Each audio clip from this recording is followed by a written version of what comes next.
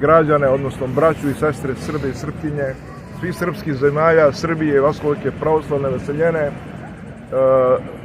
Želimo da damo jedan pravac gde biste svi zajedno, odnosno da bismo mi svi zajedno razmislili šta to nama svako malo nešto ili izbije neki rat ili neki štrajk, gde mi tu grešimo.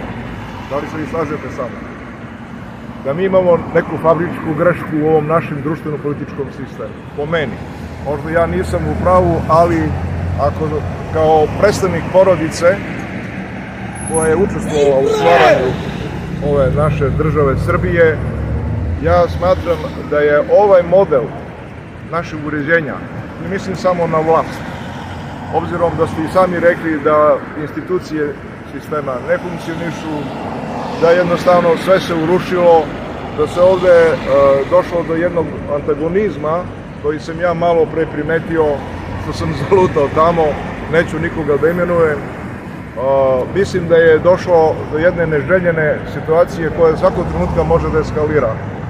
I moj predlog je građanima Srbije i svih, kažem, ostalim dobronamernima da razmislimo o tome da li je došlo vreme da se možda ovo uređenje promeni. Šta hoću da kažem? Po meni, republikanski model vlasti je već izraubovan. Dakle, ja ću dati jedan kratak opis, a vi možete da se ne složite.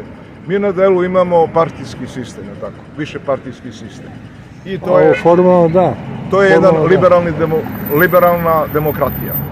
Tamo u opisu stoji da je liberalni, taj da kažemo pluralizam ili demokratija, se sastoji između ostalog u slobodnim izborima. Tako? Gde se poštuje volja građana. Da li se vi slažete sa mnom da je to dobra definicija? Pa pazite, mi u Srbiji nemamo tu vrstu slobode. A šta imamo onda? Mi imamo jedan apsolutizam, jednu veoma ozbiljnu prevaru naroda. Pa da li se vi slažete sa mnom da je ovo krajnje vreme da se kaže dosta je više? Dosta je više ovom sistemu. Dosta je više trpljenja naroda. Dosta je više nefunkcionisanja države Srbije.